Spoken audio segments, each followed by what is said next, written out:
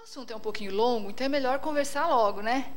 Vamos falar sobre um tema que eu acho que teve tudo a ver com a oração que nosso amigo fez ali. Eu fiquei ouvindo a oração dele e falei, puxa, que legal, né? Ele está falando algo que vai de encontro ao tema que a gente quer falar, que eu pretendo estar falando hoje.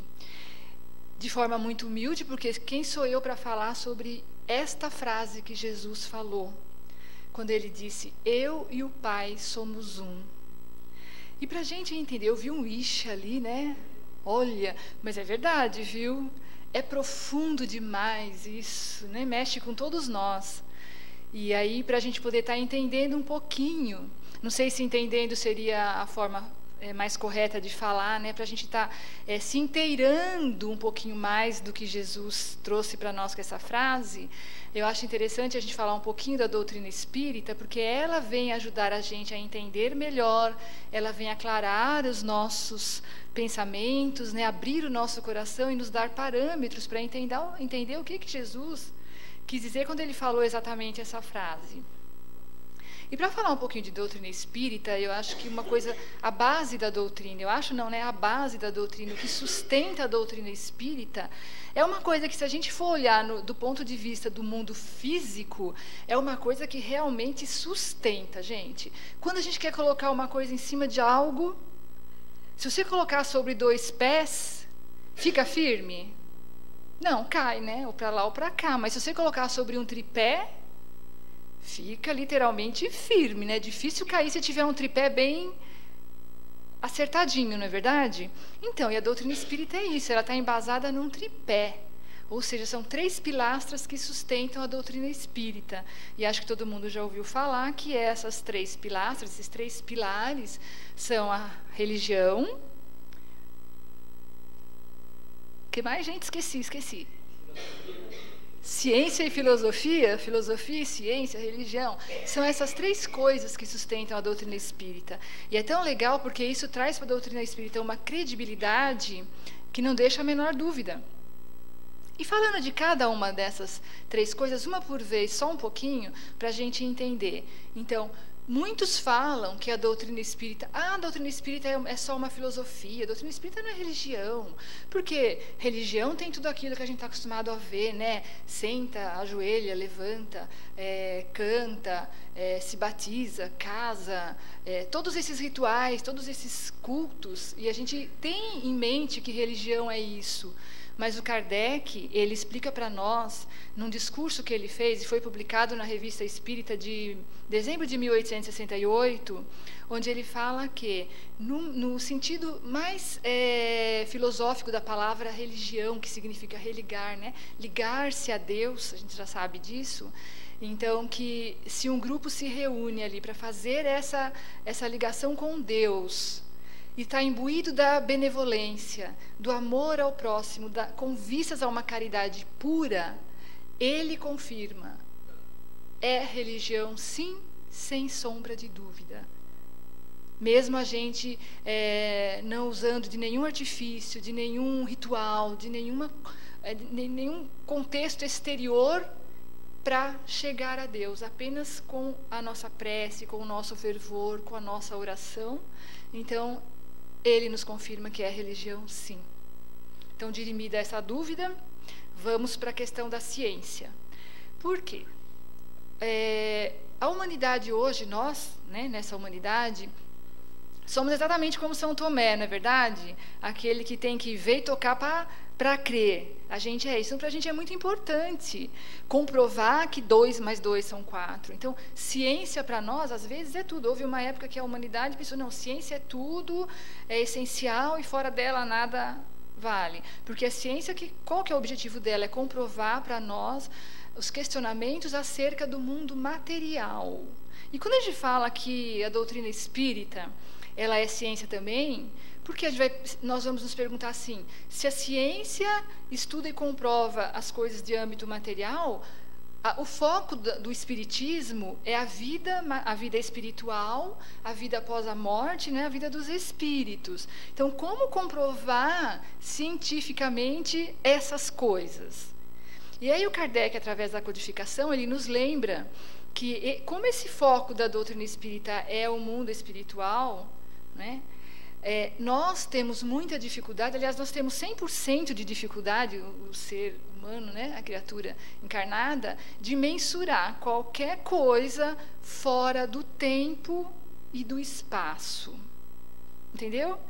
Tudo para nós você quer localizar num espaço geográfico ou num tempo cronologicamente para você identificar o que é aquilo, né? E em se tratando de mundo espiritual, isso não é possível. Porque como você vai colocar em tempo e espaço um mundo espiritual subjetivo que você não vê, necessariamente não toca? Então nós temos essa dificuldade. Mas, insistimos, a doutrina espírita é ciência, porque ela se utiliza dos mesmos métodos, sistemas e bases que a ciência normal usa, mas só que ela usa dentro da doutrina, dentro do quesito espiritismo. Como seria? Vamos imaginar, vamos exemplificar um pouquinho. Eu acho que essa questão ela deixa muitas dúvidas para as pessoas. E eu consegui entender de uma forma que eu acho bem clara. Por exemplo, você pega um médico anatomista, digamos assim, que estuda o corpo humano, e ele está lá dissecando um corpo humano naturalmente, desencarnado, claro, né, gente? Obviamente, né? E aí, então, ele está lá mexendo e começa a procurar a alma. Como se procurasse um nervo, como se procurasse um órgão, alguma coisa. Ele vai encontrar? Não, é claro que ele não vai encontrar, não é verdade? Só que a ciência, ela se utiliza de sistemas e métodos e pesquisas, né, para poder estar alcançando o seu objetivo. No caso, a doutrina espírita também usa métodos e sistemas para alcançar o mesmo objetivo de comprovação que nós temos, por exemplo. Vamos dar um exemplo. Tomemos por base, por exemplo, um processo de desobsessão ou de curas. E é bom falar de curas, que de curas assim, a gente tem muita publicação sobre isso. O que é um processo científico fácil, relativamente fácil, para ser efetuado dentro da casa espírita? Porque requer o quê? Um acompanhamento sistematizado de um processo de curas, com fichas onde se vai se catalogando todos os passos a passos daquele tratamento, onde se observa as posturas éticas e moral dos médios envolvidos ali, onde se observa e se registra a evolução daqueles tratamentos efetuados, né? Onde se observa a postura e as mensagens dos mentores espirituais da casa.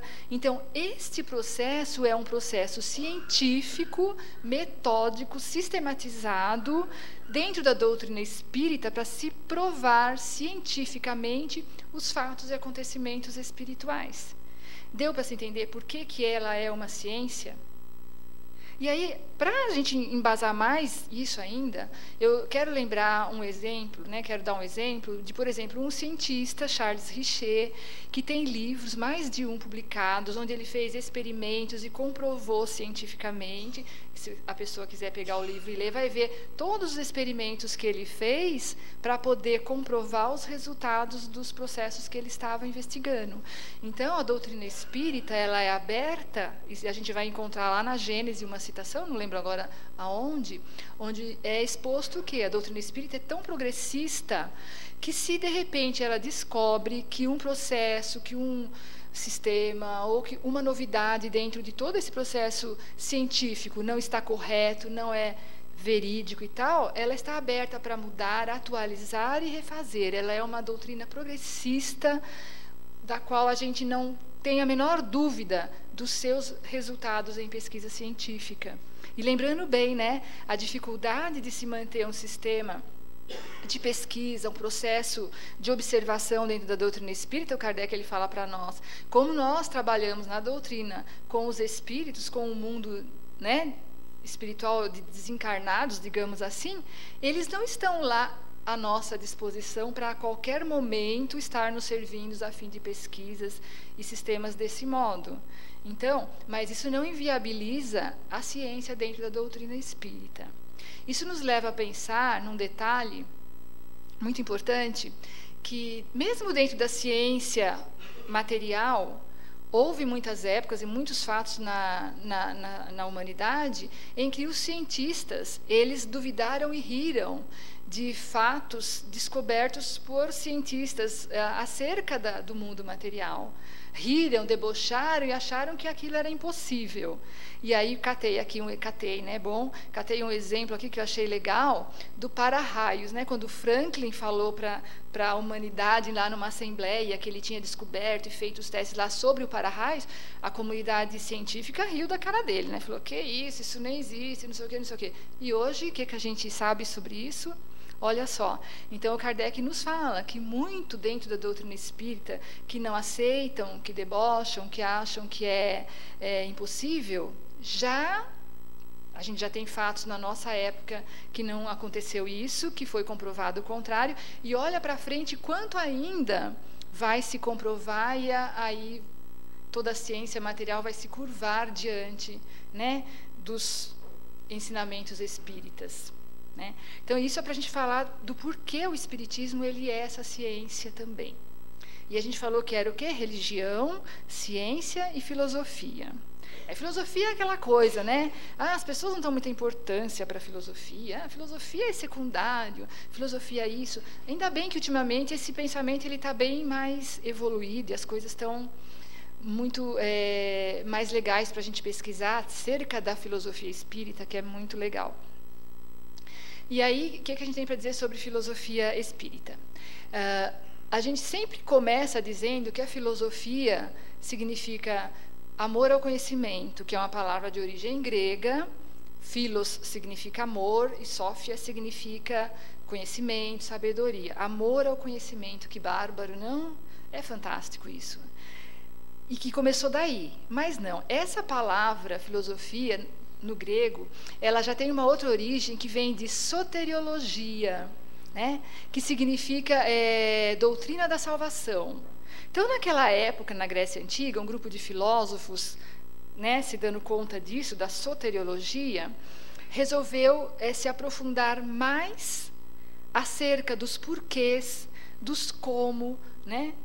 Através da filosofia, criando a filosofia, que é aquela ciência que vem através desse chamamento nosso para o conhecimento, né? Para o descobrimento, para gostar de entender as coisas acerca do mundo à nossa volta. Então, aí eles criaram, né, a filosofia.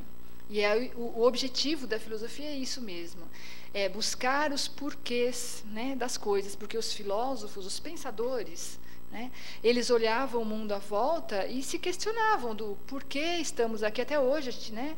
Por que estamos aqui, de onde viemos, qual a razão por que morremos, né? Por que nascemos, o que acontece com a natureza e com o mundo à nossa volta. E eles estavam imbuídos disso com o objetivo de encontrar a felicidade através desse autoconhecimento. E quantos deles, quantos filósofos, que a gente está falando lá de 400, 500 anos antes de Cristo, quantos de lá para cá não vieram nessa busca?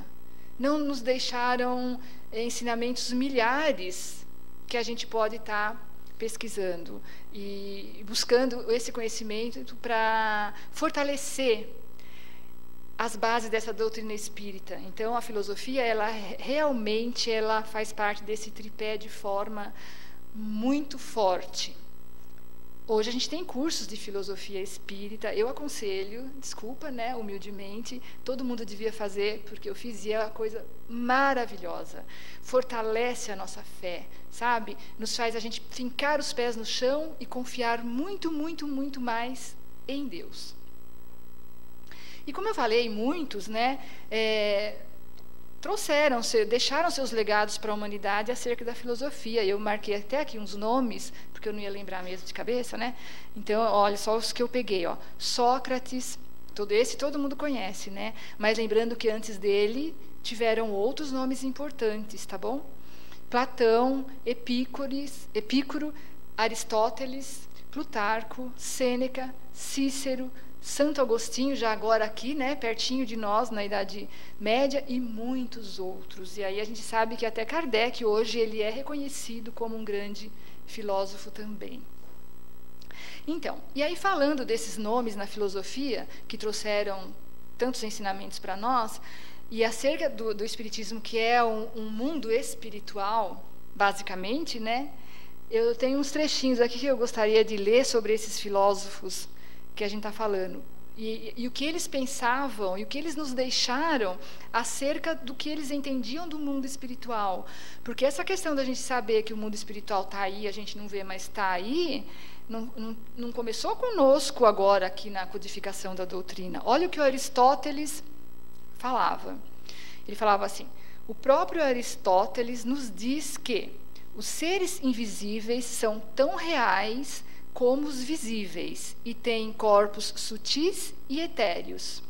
Olha só. É também um fato reconhecido pelos mais adiantados literatos modernos que as maiores mentalidades da Grécia admitiam a realidade objetiva das aparições e dos fantasmas, acreditando, além disso, que os espíritos e os seres sobrenaturais se comunicavam com os mortais. Né? Então não foi a gente que inventou isso, né? Entre aspas, né? Aí a gente vai ver Platão. Platão também costumava afirmar que existe na alma um ponto central, uma região onde Deus se manifesta ao ser humano, tocando-o neste ponto e suspendendo-o a ele. A isto Platão chamava voz da consciência, ou lei natural gravada no coração. Ele também dizia que todos os homens deveriam esforçar-se para corrigir em si, mediante a contemplação da harmonia do todo. Aí a gente vai entender que esses filósofos são o quê, gente? Mensageiros espirituais, né? Encarnados aqui com o objetivo de fazer com que a humanidade desse passos à frente, né? E tem mais aí, eu acho também legal a gente falar, Santo Tomás de Aquino já é aqui da nossa Idade Média, bem pertinho, e ele também, ele fez um trabalho muito bonito, né? Muito profundo, sobre é conhecido como as 5 vias tomistas, onde ele prova a existência de Deus. Pelo que eu li, até hoje, não tem outro pensador que tenha rebatido as posturas dele referente a isso. Ninguém chegou para ele ou para nós, em tese, né, e disse, não é nada disso que você falou. Estudando a filosofia espírita, a gente vai estudar isso aqui, esse estudo do Santo Tomás de Aquino. E eu não vou falar, porque não são 5 vias que você fala assim, essa e essa. Não, elas são complicadas de se entender e de falar sobre elas. Você vai perder um bom tempo com a ajuda de alguém para te ajudar a entender o que ele estava falando, mas é muito bacana. E ele fala assim, considera Tomás de Aquino que a alma é a forma essencial do corpo, responsável por dar vida a este. A alma humana é subsistente, imortal e única, e por isso o homem tende naturalmente para Deus. A ética tomista é precisamente concentrada neste movimento, que é considerado natural e racional, do ser para Deus, culminando na visão ou contemplação imediata do Criador. Olha, que bom, né? Que bacana a gente sentir o quanto que existe além, né, do que a gente vê na doutrina espírita, que embasa tudo isso e que nos deixa mais confiantes. Tá, tudo bem, a gente falou então da filosofia. Então deu para sentir que o tripé que sustenta a doutrina espírita, ele é muito sólido, e a cada dia ele está se tornando mais sólido ainda, porque a doutrina espírita é progressista, a gente já falou, ela está constantemente se adaptando e se embasando cada vez mais. Então, tem um trecho, para a gente estar continuando, do Emmanuel, né? Que diz assim, vou ler mais um trechinho, gente, mas daqui a pouco eu vou parar de ler um pouco, tá? Ele diz assim, o Emmanuel, eu acredito, eu não anotei, mas acho que é do livro Emmanuel mesmo, do Emmanuel, Psicografia do Chico Xavier. Então diz assim, a ciência, a filosofia e a religião constituem o triângulo sobre o qual a doutrina espírita assenta as próprias bases, preparando a humanidade do presente para a vitória suprema do amor e da sabedoria no grande futuro. A ciência indaga, a filosofia conclui e o Evangelho ilumina. Continuando Emmanuel, né? A ciência e a filosofia são meios, o Evangelho é o fim. Se a ciência e a filosofia são fundamentos indiscutíveis de nossa doutrina consoladora, em torno delas o espírito costuma vaguear longos séculos ao redor de concepções puramente humanas, enquanto que no Evangelho encontra nossa alma a companhia do amigo celestial, com quem é possível alcançar o monte da iluminação para a vida infinita, sem escalas através das estações de prova desnecessária, com ruinosa perda de tempo e de energia na obra do Senhor. Deu para entender o texto do Emmanuel? É lindo, né? Emmanuel, toda vez que a gente lê, é um poema. Então, ele fala que se a criatura que vagueia séculos e séculos nas concepções puramente humanas se detivesse na luz do Evangelho, encontraria ali esse amigo celestial que iria possibilitar que a gente atravessasse séculos sem precisar de provas, de expiações, e parar nessas estações que nos fazem perder tempo diante da obra do Senhor. E então, ele não fala aqui desse amigo celestial? E aí, quem se perguntou quem é esse amigo celestial? Ele está falando de Jesus, né? Ele está falando do Mestre, né? Que se a gente se iluminar através de Jesus, do ensinamento do Evangelho, a gente vai passar rápido, né? A nossa evolução vai ser muito mais rápida, né? E será que é fácil falar de Jesus, né? Nós aqui, réis mortais, presos à matéria, falar de Jesus, assim, aquele homem que esteve aqui uma época, encarnou aqui no orbe terreno, né? E nós aqui nesse mundo de provas e expiações, assim, falar de Cristo, nós estamos tão ligados à matéria, né?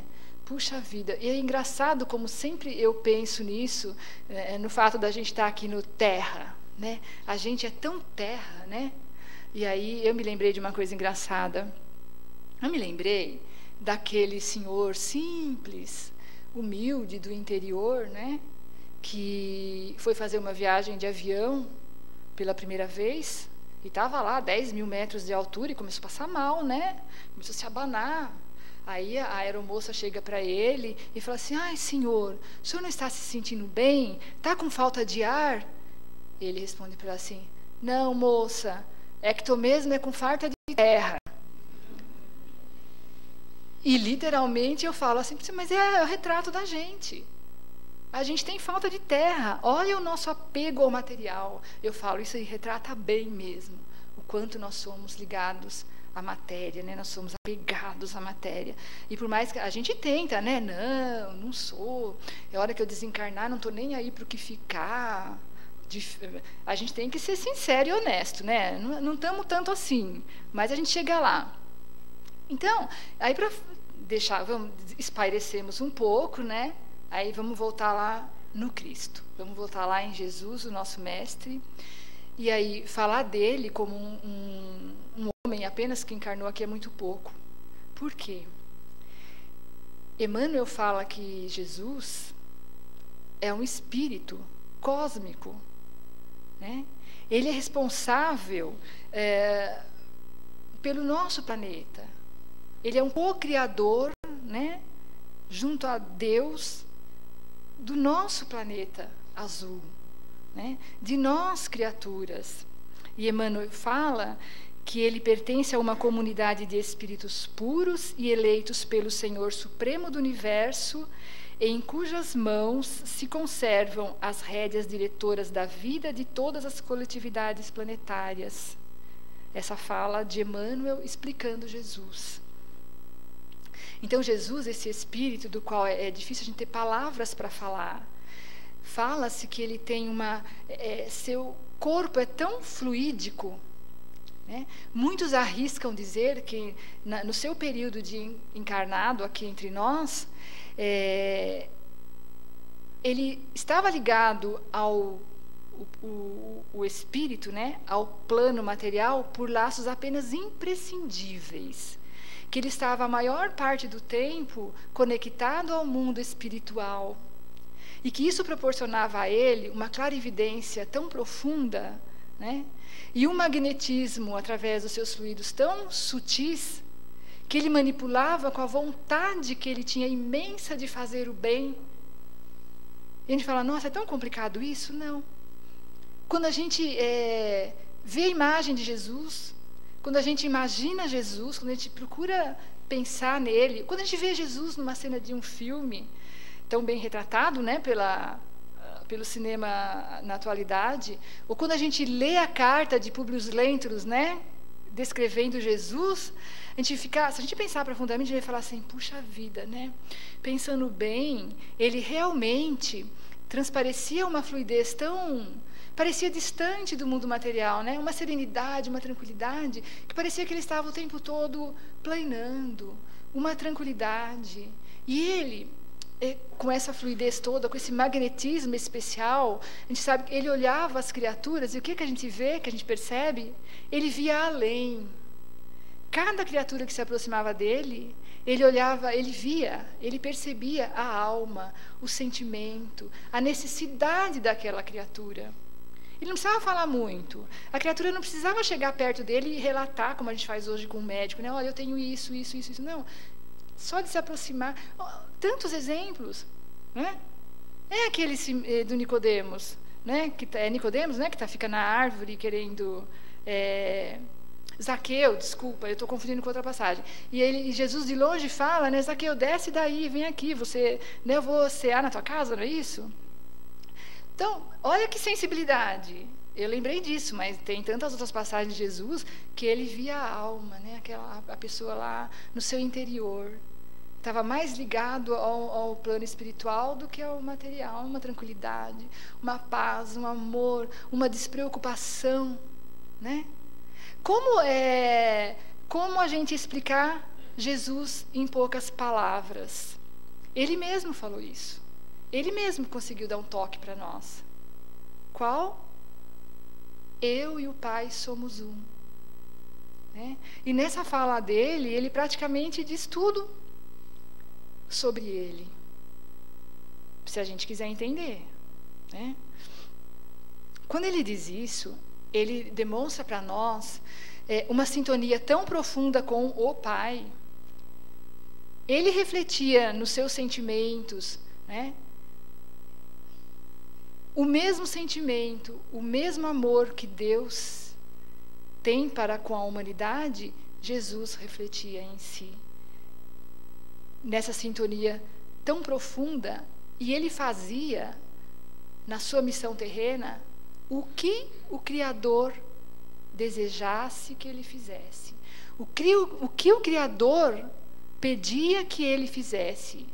O tempo todo ele estava numa sintonia, eu com o Pai somos um, né?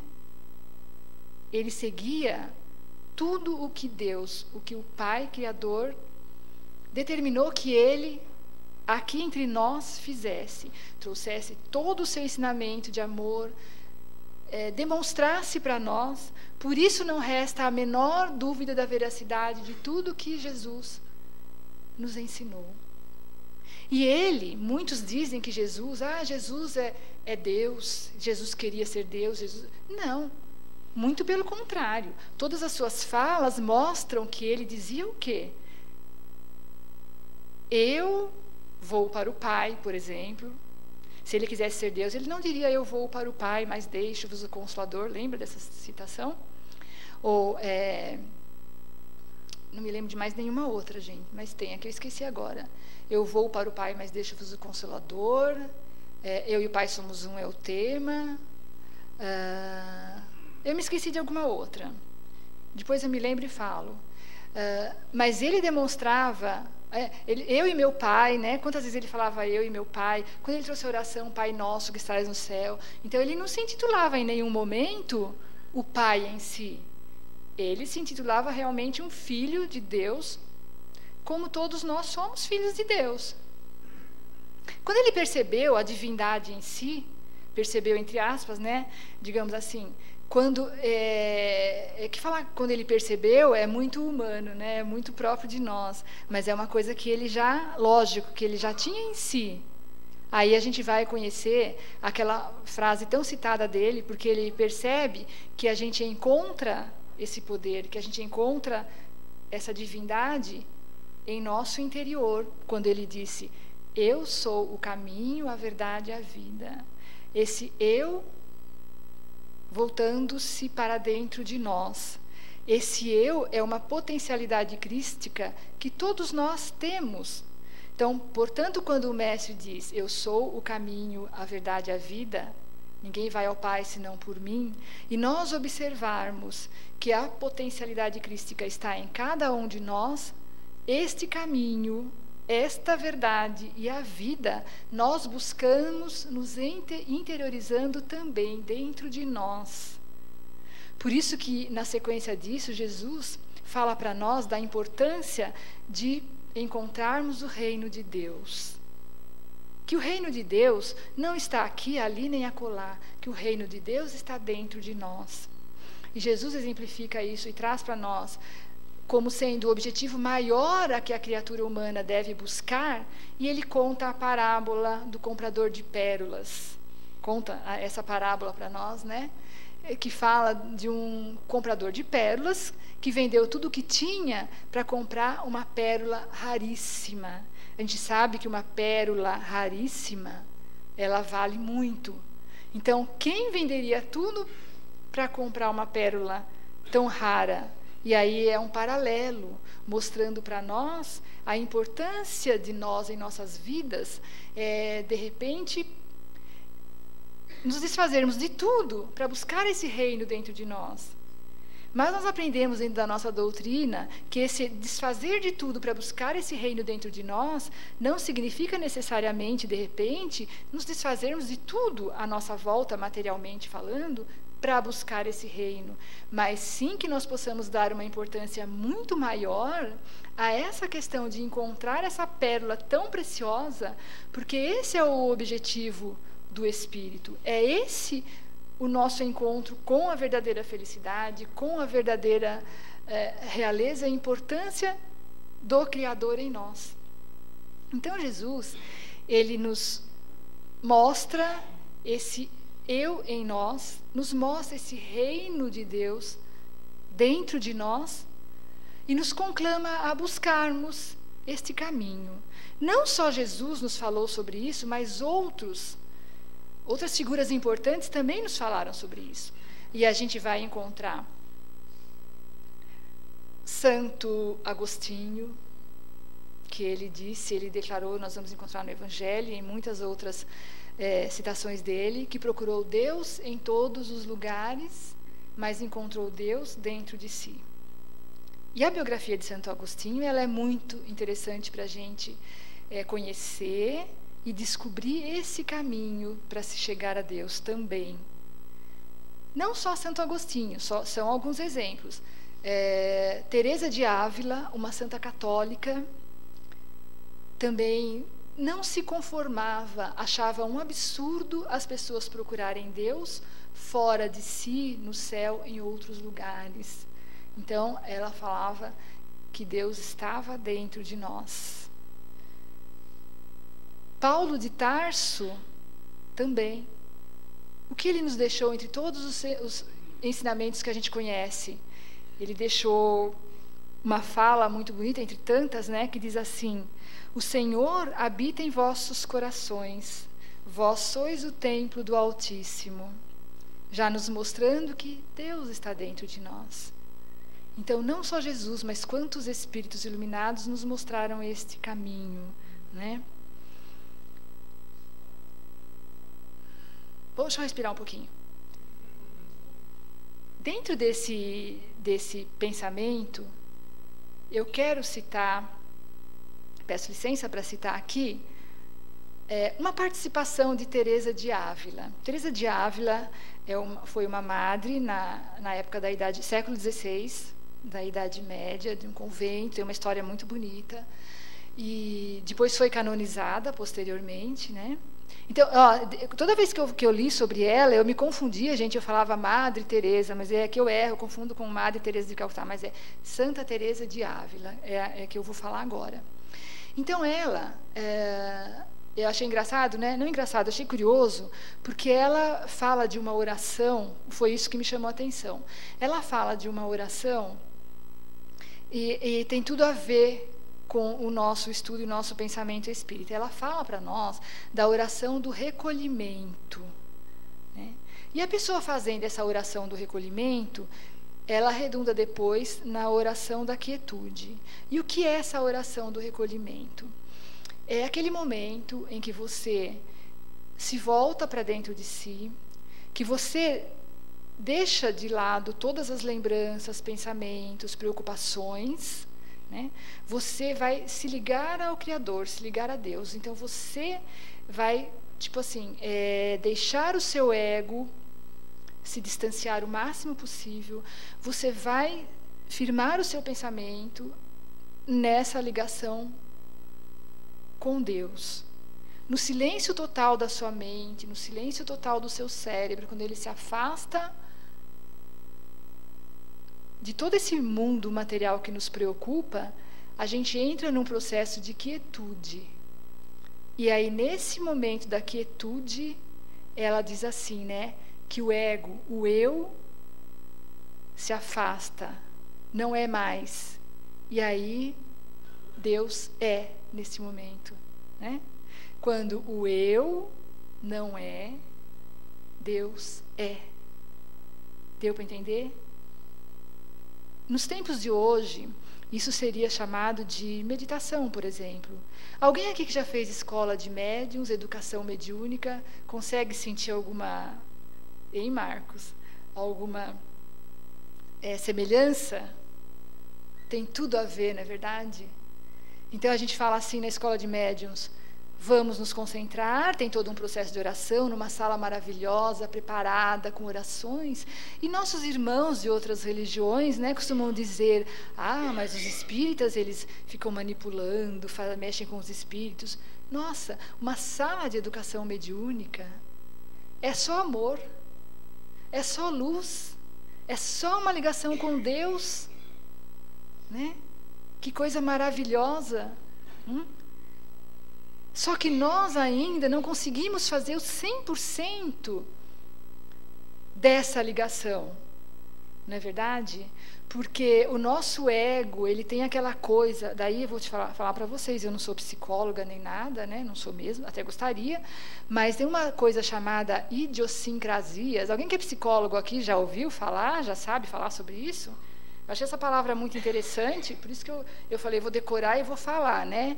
E eu escrevi aqui, ó, idiosincrasias. Você fala, nossa, que é coisa do outro mundo isso? Coisa dos espíritos, né? Não, gente, olha, o que é isso? Vou ler, tá? Porque eram várias palavras, eu falei, eu não vou me lembrar. Falar assim, ó, é a maneira própria de sentir, de compreender lembranças, expectativas, ilusões, crenças, ignorância, remorsos, emoções, culpas, desejos, medos. Então, quando o nosso ego, o raciocínio é esse, quando o nosso ego, né, que revela tudo isso, eu falei cada uma dessas coisas justamente para a gente sentir que no fazer essa oração trazida pela Teresa de Ávila, a gente deveria deixar o nosso ego de lado, que é tudo isso. É fácil? Nossa, medo, desejo, culpa, emoção, lembrança, ilusão, deixar tudo isso de lado para nossa mente entrar nesse estado de quietude, ela passa a não ser para Deus ser. Me arrepia, é lindo isso. Mas nós somos tão terra para sentir Deus desse jeito, não é verdade? E aí, a Santa Teresa disse isso, Jesus também, porque Jesus disse assim, vocês vão lembrar, né? Ao orar, né? Feche-se no seu quarto, né? Mais ou menos assim, se aquiete, ore em silêncio, que em silêncio o Pai te responde. Não é a mesma coisa? É a mesma coisa. E Teresa de Ávila, ela falava assim, quando ela passava essa oração para as noviças, então ela começava dizendo assim, atenção, atenção, atenção, Ou seja, coloque o foco do seu pensamento, da sua ligação aqui, nesse momento agora. Isso era o iniciar. Fazendo com que elas, lembrando a elas de se desligar do mundo material. Jesus também não falou isso para nós? Como? A cada dia já não basta a sua dificuldade? Por que a gente se preocupar, fazer tanto estardalhaço acerca de tanta preocupação com o dia a dia? E ele arremata. Afinal, as aves não plantam nem colhem, mas Deus as provê. Gente, nós somos nacionais e ninguém vai entender que isso significa larga todo mundo material para lá e, como Jesus disse, segue a Jesus e pronto. A gente sabe que não é isso. É simplesmente que possamos dar mais importância à nossa vida como espíritos imortais do que à nossa vida como criaturas materiais. Lembra da piada? Apegado aqui ao orbe, ao mundo material. Esse é o ensinamento de Jesus. Portanto, Teresa de Ávila falava coisas, o mesmo que Jesus também trouxe para nós. E Jesus, ele trouxe todos esses ensinamentos para nós, nos mostrando a importância de seguir e entender o que ele estava trazendo e exemplificando para nós, a fim de que encontrássemos o reino de Deus em nós. A tal ponto que, em certo momento, na sinagoga, pregando ali para as pessoas que estavam à sua volta, de repente os discípulos chegam para ele e dizem: Mestre, sua mãe e seus irmãos estão lá fora querendo lhe falar. E o que ele responde? Quem é minha mãe? Quem são meus irmãos? E o primeiro pensamento que a gente tem é: puxa, né? Nossa, Jesus, ele desfez? Não. Desfez da mãe e dos irmãos? Não, ele completa. Minha mãe e meus irmãos são aqueles que ouvem os meus ensinamentos, compreendem e me seguem e colocam em prática os meus ensinamentos. Ele aumentou o leque de mãe e irmãos, muito pelo contrário, não é verdade? Mostrando a importância de se seguir e de se colocar em prática o ensinamento dele. Esse era o seu objetivo. Espíritos iluminados vieram aqui, tentaram e passaram para nós essa importância, né, dessa visão de Deus, dessa forma não tão bem e tão maravilhosa como Jesus trouxe para nós. Por isso a gente está falando que Jesus, em certo momento, a gente vai encontrar lá no Evangelho de João, capítulo 10, que está lá a citação de Jesus: eu e o Pai somos um. Né? Mas esses espíritos iluminados que trouxeram para a gente todas essas coisas tão profundas e maravilhosas, tanto quanto o Mestre, falaram coisas muitas vezes que a gente tem dificuldade de entender, que a gente acha que são absurdas. O próprio Jesus falou coisas que a gente se questiona: nossa, mas aí será que Jesus disse isso mesmo? Nossa, será que ele estava bem quando ele disse isso? Será que ele pensou antes de falar? Na nossa pequenez, né? Olha o que a gente pensa, né? E exemplo, o que Jesus disse? Por exemplo,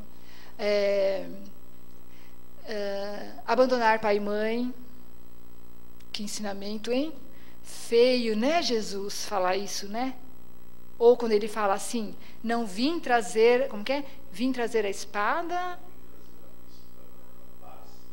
e sim a espada. Aí a gente fala: pronto, Jesus já veio pronto para a guerra, né? Quando ele fala assim: fazer o bem a quem não necessariamente nos quer bem, né? A quem nos quer mal. Aí ele pegou pesado, né? Fala a verdade. Fala assim: não, mestre, aí não dá não, né? Mas aí ele fala mais, né? Ele fala: dê a vossa face direita, não é algo assim, se alguém te bater na outra. Ou então, para arrematar, tá? Chega de falar exemplo ruim. Perdoar 70 vezes 7? 490 vezes? Então a gente vai contando lá, né? Quantas que está perdoando, né? Então, a gente fala: aí o mestre tão iluminado, que diz eu e o Pai somos um, vem e fala essas coisas. Todas elas têm uma explicação amorosa, justa e profunda. Não vou entrar em cada uma delas aqui, que não dá. Mas todos vocês já ouviram falar, não é? Todos já ouviram as explicações dessas coisas que eu acabei de citar, que a gente fala: são coisas muito feias, que não dá para entender, porque o espírito... Não, esquece. Quando um espírito iluminado fala essas coisas que a princípio para a gente parecem absurdas, não. Para eles é simples assim. Isso tudo, para eles, é natural, né? Eles perdoam 7 vezes 70, eles dão a outra face, eles amam os inimigos e tudo aquilo que eu falei, né? Jesus jamais veio trazer a guerra, isso tem uma explicação clara no Evangelho. Então, para os espíritos iluminados, tudo isso é normal. Nós que ainda não entendemos. Porque eles agem com uma sintonia e um amor em Deus tão profundos, né? Aclareados por uma sabedoria e uma compaixão, né? Uma sintonia com este Criador, né? Tão absoluta e é tão natural, mas nós ainda não vemos dessa forma. E eles nos exortam a buscar isso, esse reino em nós, essa compreensão e esse entendimento, para que um dia a gente consiga chegar lá também da mesma forma.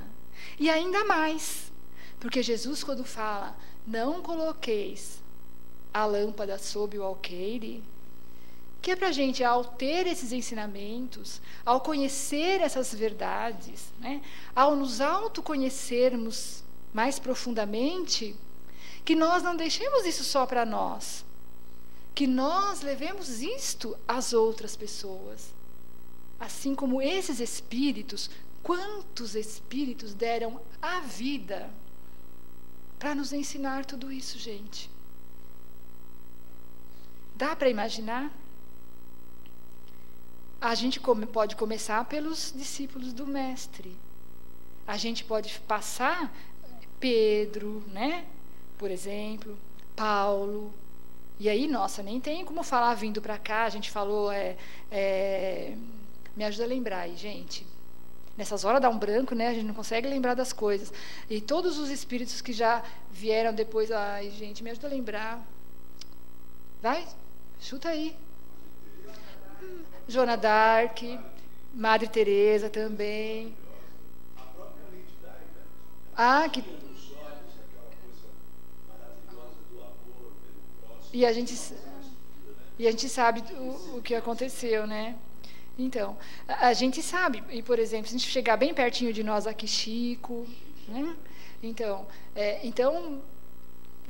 a gente falou aqui, Santo Agostinho, por exemplo, Francisco de Assis. Então, na doutrina espírita, no cenário nacional, a gente tem muitos nomes. Então, e aí, o objetivo, a missão desses espíritos, nos mostrar, né, a importância de buscar esse reino e esse amor dentro de nós, esse reino de Deus dentro de nós, né? Quando será que nós vamos entender profundamente essa fala de Jesus, né? Quando será que nós vamos encontrar a nossa estrada de Damasco? Aí nós não falamos de Paulo de Tarso. Olha só, gente, que espírito, não? Que espírito, o que fez por nós, o que fez pelos cristãos, né? Ele não fez pelos espíritas só, né? Ele não fez só pelos evangélicos, um exemplo, pelos católicos. Ele fez pelos cristãos, por todos. Ele fez por toda a humanidade. Cada um seguiu o seu caminho, cada um trilhou, conforme seu livre-arbítrio, um caminho, mas o que ele fez, a gente não consegue mensurar, né?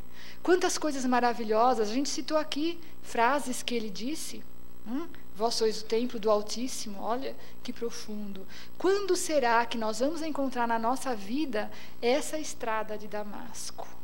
Né? A nossa estrada de Damasco, aquela onde a gente vai se descobrir, aquela onde a gente vai ter a noção perfeita da grandeza do Criador.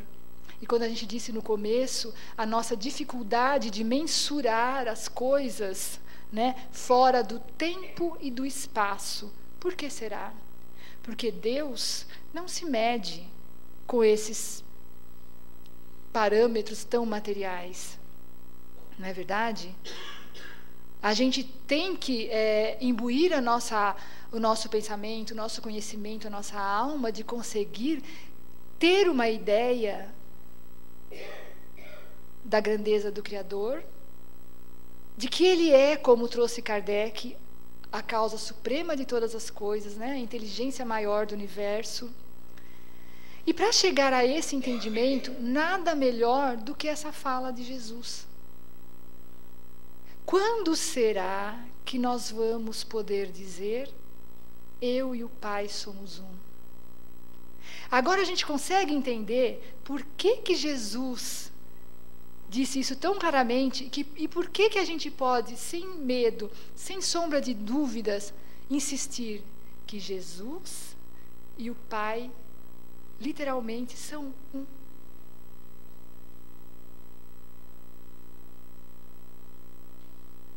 E nós também podemos dizer isso. Nós também podemos a cada manhã acordar e dizer: eu e o Pai somos um, porque nós somos. A centelha divina está dentro de nós, no nosso âmago, no recôndito da nossa alma. E para quem se interessar mais ainda, buscar através da filosofia o conhecimento da causa de todas as coisas, o princípio espiritual, o princípio material, a única causa incausada do universo inimaginável, que é Deus e que está dentro de nós. Quando nós vamos deixar cair esse véu, encontrar a nossa estrada de Damasco, e se a gente não puder dizer, pelo menos, eu e o Pai somos um, que a gente possa, pelo menos, como Paulo de Tarso disse uma vez, né? Já não sou eu que vivo, mas o Cristo vive em mim. Aí isso já vai bastar, né? Pelo menos por um pouquinho. É isso aí, gente.